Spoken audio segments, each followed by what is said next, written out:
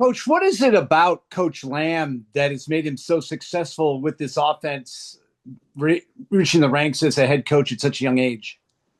Shoot, I think Trey's really smart guy. Has a great knowledge of obviously the game and is able to breathe a lot of confidence into his players, and they trust his system. I think that's ultimately um, something that you look for in a coach is guys that are confident. They are able to teach really well. Obviously, being the son of a high school coach and teacher, I think that's critical. You grow up in that environment, you understand the importance of teaching and how to relate to players at their level. And I think he's had a outstanding career up to this point, um, and does a phenomenal job. They could easily be just like you guys, 2-0. What is it that you've seen on film from their offense so far this season?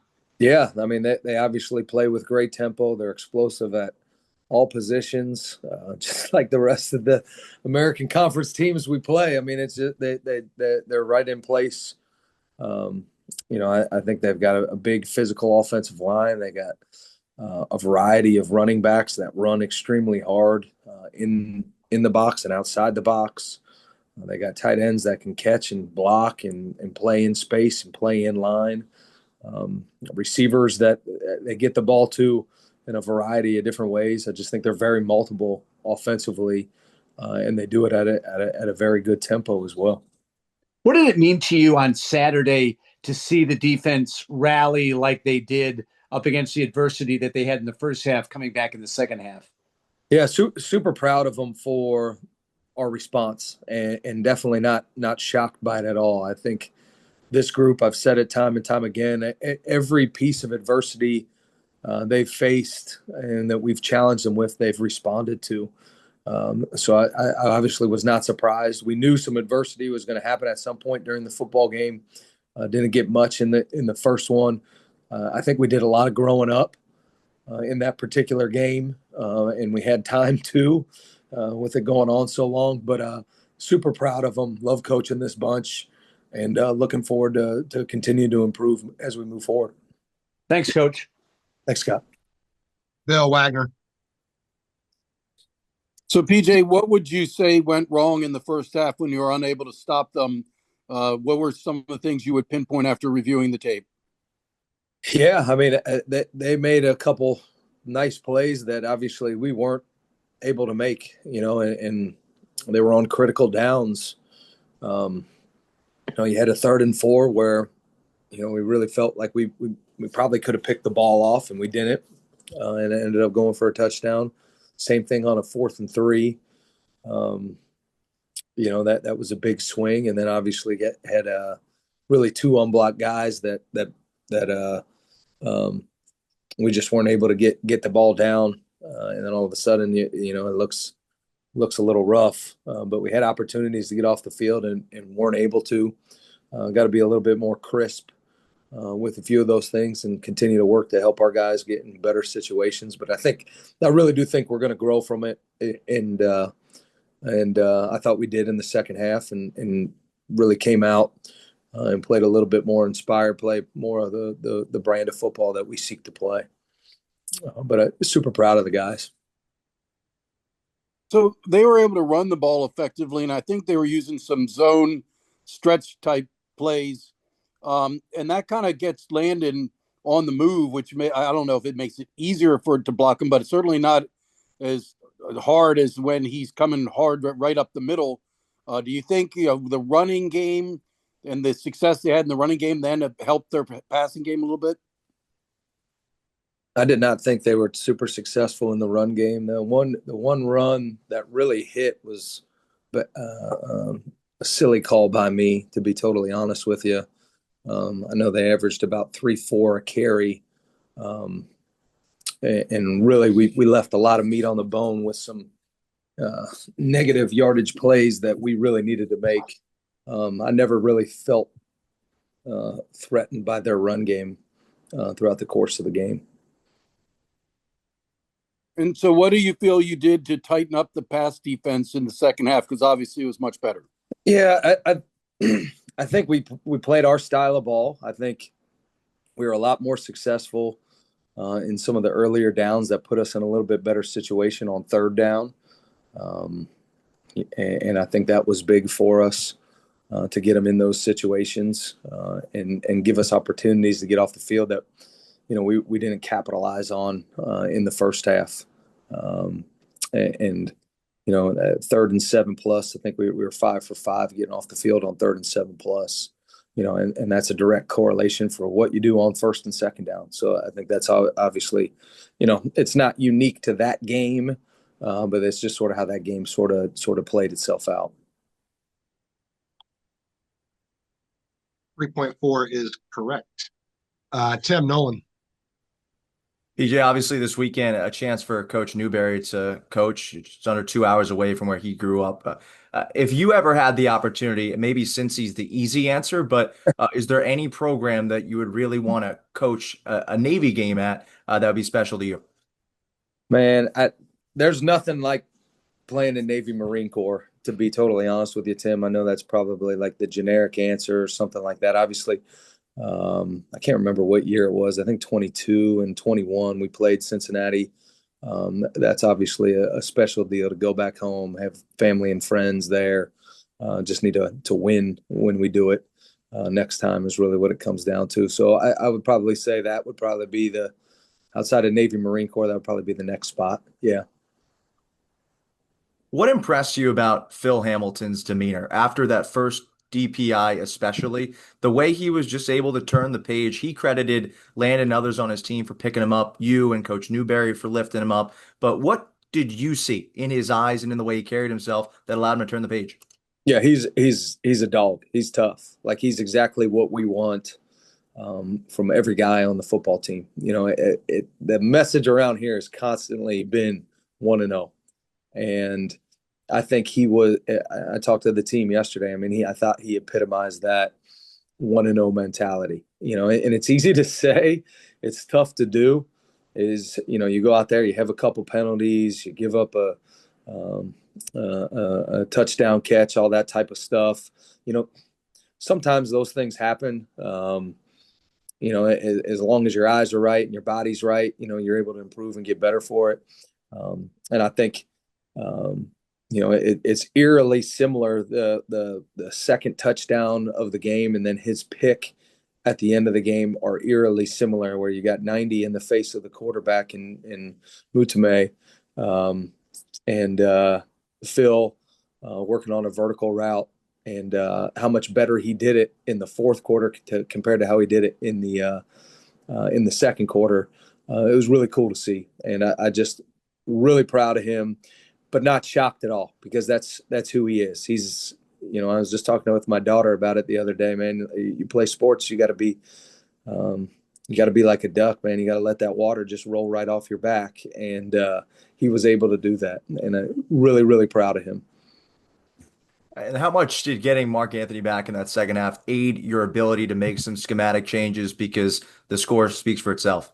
Yeah, Mark's an excellent football player. And I think his teammates all know that. He's got a ton of they have a ton of trust in him and confidence in him. And we said, man, it's a tough deal. You're out for a half. I've never had a player out for a half before. In all the years of this rule, all that type of stuff. I like, wrestling. So we just said, hey man, in the second half, you're coming flying down the tarmac and coming in off the top ropes. And I thought he did that. I was super proud of him, like all these guys. But I think just getting him back out there, gave everybody just a good sense of trust and confidence. Not that they don't have it in the other guys, but just Mark's a really special player, and I think everybody around here knows that. Thanks, PJ. Thanks, Tim. Sign me up to go back to Cincy as well, just for Skyline Chili. Let's go. It's all me. It's all me. And Montgomery Inn too. Montgomery Inn, Graders, La Rosas, Wild Mikes. I got it all. Whatever you want, Strauss. Wyatt Kopelman. Hi, PJ. So 2 games behind for this defense now. It has 12 first-time starters, at least the majority of which are on defense, which the 12 starters are the most in the country. How have you seen this group begin to grow together within the first 2 games of the season already? Yeah, I mean, why we got a lot to work on. That's for sure. But I am seeing these guys grow, and I thought they really did throughout the course of the game versus UAB. Playing in the American Athletic Conference, playing an offense as talented as UAB and as talented as Tulsa, and what they do schematically is tough. It's challenging, and as coaches, I think all the time we talk about how challenging it is to win Division I football games, and guys coming from the prep school, guys coming from high school. It's one thing to hear it, and it's another thing to be part of it. And there's big grown men out there that are trying to take your lunch money on every play, and I think our guys started to experience that a little bit, and really were like, oh, okay, I got to get going. And we had older guys talk to him. Luke Pierce talked about in one of our unit meetings about, he's like, man, I played, high school football in Florida. There's great ball, a bunch of good players, all that type of stuff down there. I thought, my first opportunity, I'd be, prepared and ready and all those types of things. And he's like, you don't really know until you get that burn, you get that action, you're under those lights to be able to understand exactly what it is. And I think, that's just how we are right now. We're learning the game. We're learning the flow of the game. We're learning how good and talented the teams are that we go against at really all different levels. And I fully believe that as the season moves along and as plays move along and as series moves along, we'll continue to get better and better, because that's the resiliency and the resolve that these guys have is for constant improvement.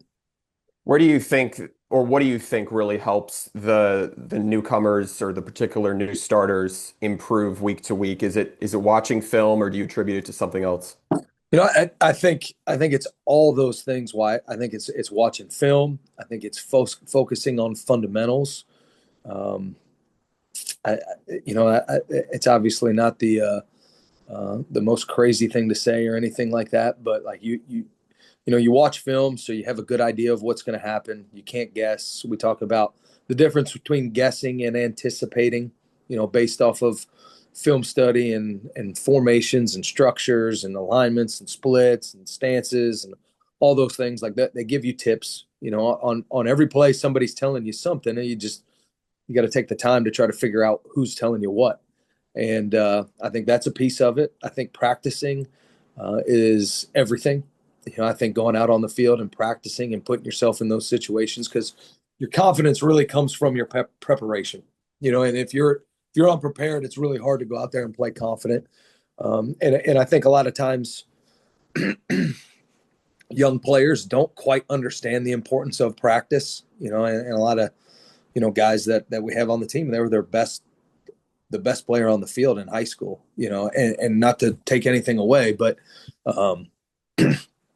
you could really show up and dominate a football game, and it's not that case anymore. Like I said, there's big people out there, there's fast people out there, and you got to constantly be working in practice to enhance your skills. And when you get to this level, you're not going to rise to the occasion. You're going to rise or fall to your level of preparation. And that's why we try to prepare at a really high level. So I think the film studies piece of it, practice is piece of it.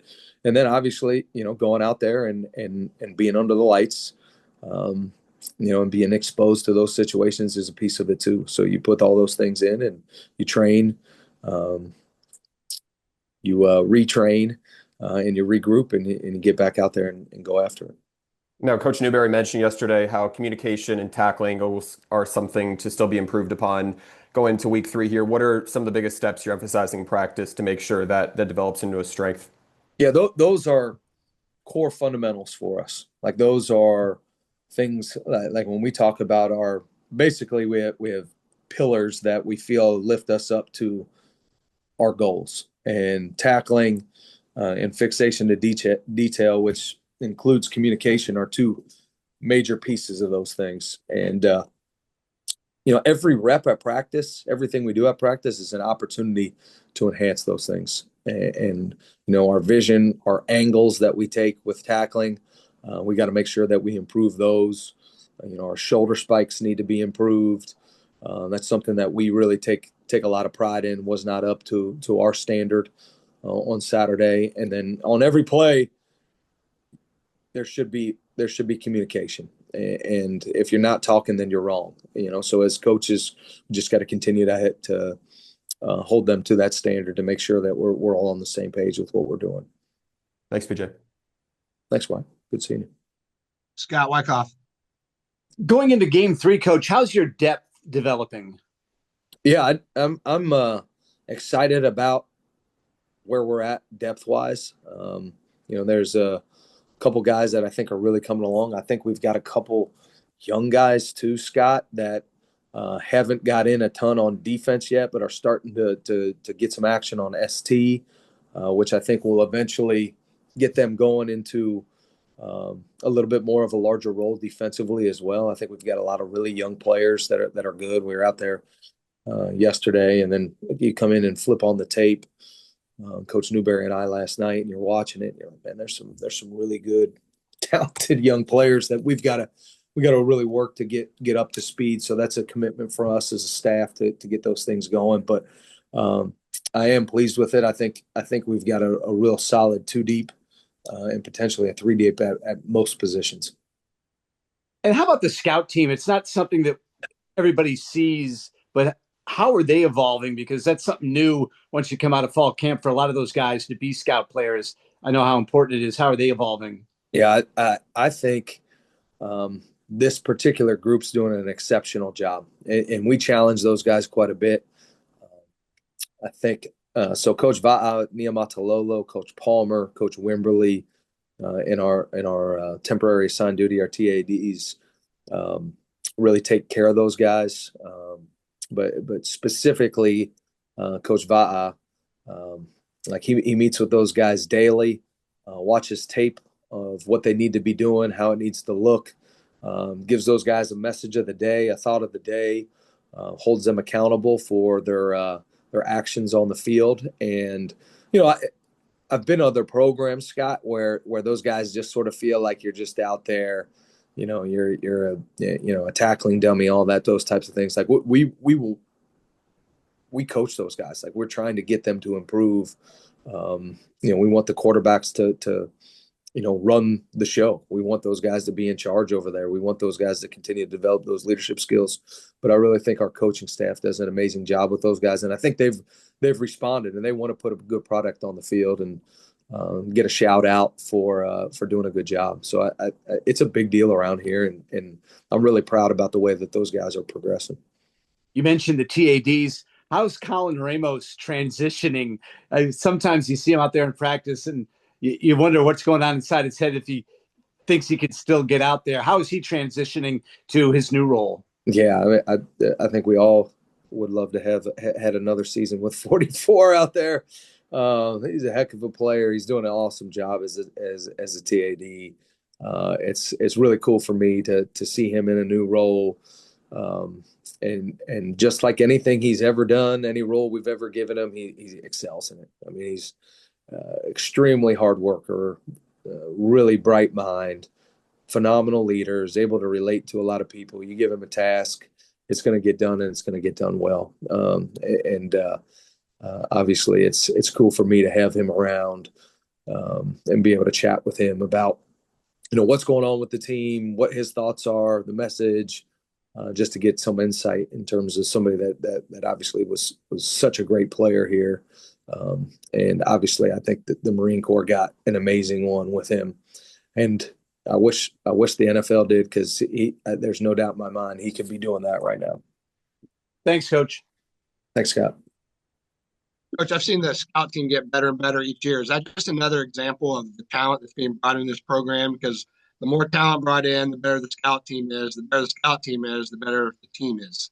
Yeah, I really think so, Scott. I think the recruiting staff, I think offensive staff, defensive staff, we've got a really good idea of what we want at each position. And the nature of what recruiting is right now, there's a few more people out there for us to go take a look at. And be a little bit more picky than we were 7 years ago when I got here. And the guys that come here, they come here for the right reasons. They stay and they develop. But we've got, I mean, you look out there, man, there's length at all positions, on both sides of the ball, specifically, up front. We're getting bigger at those spots, tight end as well. Defensive back, linebacker. That, I mean, I got linebackers in the freshman class. I'm looking at them like, geez Louise, they're as big as anybody I've ever coached. So I think you're spot on. I think we're recruiting a little higher caliber athletes, still the same character young men, but we are getting bigger, faster, and then Carizzi's getting them stronger. Thank you. Wags. So Coach New was saying that he thought against UAB it exposed lack of communication in terms of all 11 being on the same page. Can you give an example of what he's talking about with that? Any specific examples of where communication hurt you?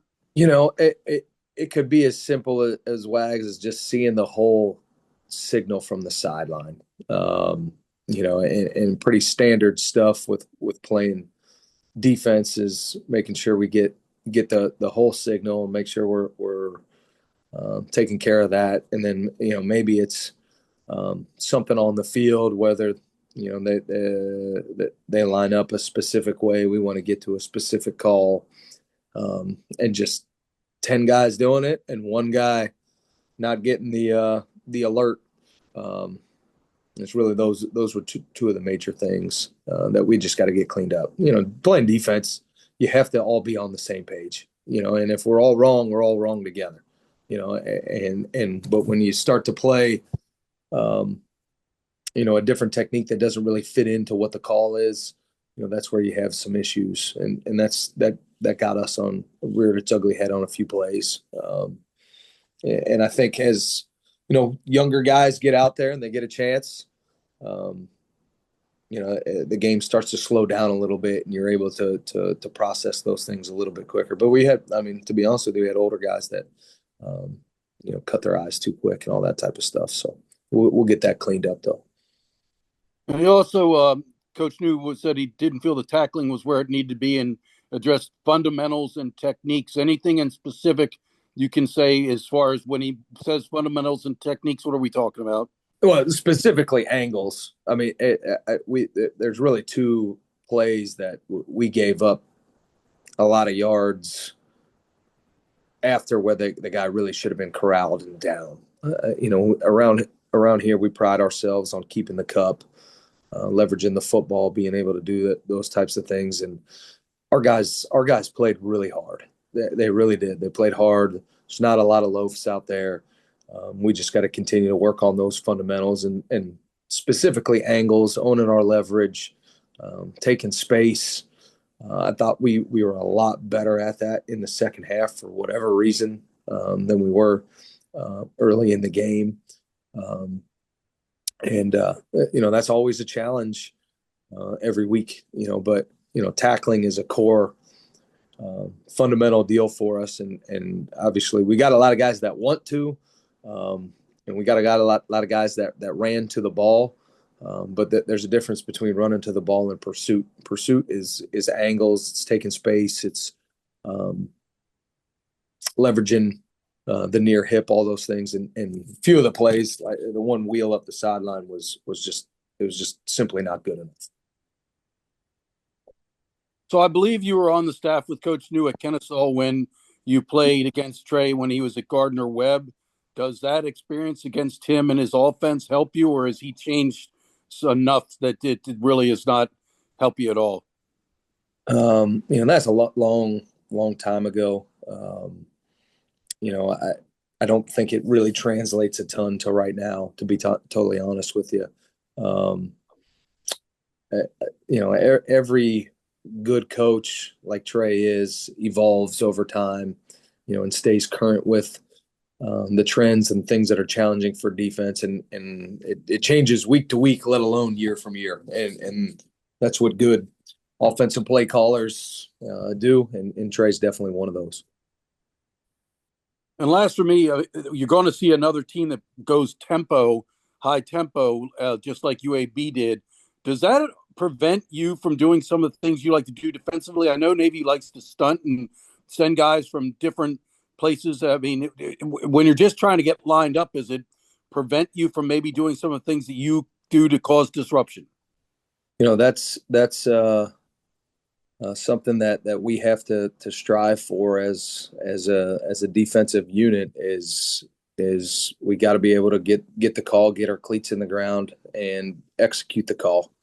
And obviously, tempo makes everything challenging when they do those things. So, there's all different types of thoughts and philosophies on those types of things. But fortunately, we've got a big scout team here, so we got to work to continue to simulate those things. So we feel comfortable to be able to execute anything in our playbook. Thanks, PJ. Thanks, Wax. Good seeing you. Tim Nolan. Hey, just one more from me, PJ. During that UAB game, especially after halftime, we were watching the Blazers come out of the locker room, kind of hands on hips, a lot of them just trying to get back into the swing of things. And your program was well conditioned to go through all 5 hours and 16 minutes of that contest. How much of an asset is your program's level of conditioning? I think Jim Carizzi and his staff are the best in the country. I'm a huge believer. I've worked with Jim at two different schools now, and I've worked with a lot of good ones, to be honest with you, but he's head and shoulders above anybody I've ever worked with. And I think our guys really believe in him, his process, in the way that he conditions our guys. I think Scott Maurer in nutrition, and Jim Barry in the athletic training deserve a big piece in that too. And their staffs making sure that our guys are nutritioned at the optimal weight. We go through, Tim. I mean, it's crazy. We got a lot of guys on the football team, but we'll go through every single guy on the team and talk about each one of those aspects and how they can improve physically, nutritionally, the athletic training piece of things, the health side of things. Quite often, and I'm really impressed with those guys, and think really all of them in their world are exceptional. Thank you. Let's see. We're going to Wyatt. PJ, does facing Tulsa this early in the year help accelerate your defense's growth in handling that pace from a preparation standpoint? As you mentioned, how similar it is to face these kinds of teams with these dynamic offenses. I think wherever it falls on the schedule, it's a challenge. Just with what they do offensively, whether it would be the first game of the year or the last game of the year or anywhere in between, I think it's a challenge. And really, most of these teams, if not all of them, I'll probably say all of them, in the American Athletic Conference are challenges offensively. I'm yet to flip the tape on Saturday night or Sunday morning and be like, oh, okay, here we go. It's usually like, oh boy, and these guys are no exception to that. They do a great job, and they got a lot of really good players, a phenomenal scheme. And obviously it's a big challenge for us. I wanted to go back to Phil for just a minute. When we saw him have a pick and a forced fumble on Saturday, what do you think his immediate development adds to the defense that you at least believe could help come week 7, week 8? You're facing very, very dynamic offenses. Yeah, I mean, I'm not surprised or shocked by that whatsoever. I mean, I think he's a competitor, right? And I think he's got everything that he needs, physically, emotionally, mentally, to be an exceptional player here at the Naval Academy. And I think the more and more he goes out there, the better and better he's going to get. The sharper his sword's going to get, all those types of things. And I think his white stripe, his forced fumble on Saturday, really flipped a huge piece of that game. Momentum's a big deal in college football. Shoot, any level of football, to be honest with you. And That was an enormous play in the football game, and something that he's worked really hard on. We work really hard on, and he did it to perfection. And I think that gave him a little bit of life and gave our entire sideline a bunch of life, and really took off from there. But Wyatt, I've got immense confidence, trust, faith in Phil Hamilton, who he is as a person and a player. And speaking of making momentum and building on it, through the first two games, Navy is yet to trail, faced some adversity in the second quarter, but held UAB scoreless in the second half. I know you said how last week every day is like an interview within this program, not even from your unit, but on both sides of the ball. Is this the kind of mindset you see the defense absorbing and putting into play that you believe can make this defense as consistent as conference play continues? I mean, we have to be, as coaches, as players, as anybody involved in this program. We talk victory is produced and shared by all, and we all have our hand in it. So we better approach every day with that mentality that it's an interview, and we got to put our best foot forward so that we can obviously win the job. And we got position battles going on. Every second of every day, to be honest with you. And I think our guys really understand that and buy into it, and they know, like, I got to go out there and I got to dominate my job for me to have an opportunity to be able to play. And I think that's how we continue to get better as a unit, and individuals continue to get better, and ultimately the team continues to get better. Thank you, PJ. Thanks, Wyatt. Got about 3.5 minutes, Scott. Go ahead. Yeah, Coach, when you guys hit the road, I know it's a grind sometimes especially for some of the younger players on the yard. Does that kind of a little advantage getting on the road, letting those guys enjoy just, being able to focus on football, but maybe away from the yard? It's one of the cool things about college football, man. Like you get to go on the road with some of your closest friends, and really it's the way that Josh Bost and the administration and everything do things around here. I mean, it's a mindless deal for us. I try. My mom would be like, "Hey, what hotel are you staying in? Where are you go?" I have no idea. Where are you flying into? I have no idea. I don't know. They tell me what time to be there. They tell us players what time to be there, us coaches what time to be there. We file on a bus. You pull right up to the airplane. You walk on the airplane. They give you some snacks. You jump on the airplane. You get right off. You go on a bus. You shoot over to a hotel. You get out, and you don't even have to go to the front desk. Your keys sitting there waiting for you with your name on it. And eventually you remember what room you're in, but then you're there for one job only, and that's to play the best doggone football game you can play, one play at a time. And I think Josh Boss, the administration here at the Naval Academy, do an amazing job setting us up with that stuff. So it's a treat of Division I football. It's a lot different than when I coached Division III football, I can tell you that. Kind of hard to keep the diet going on the road? Yeah, I mean, we stay busy. There's certain things you gotta just turn down, though. You gotta have some willpower. But the guys certainly like it. I know that Scott and his staff take really good care of them. Thanks, Scott. All right. Thanks a lot, PJ. Thanks, everybody. Appreciate you guys. Have a great day.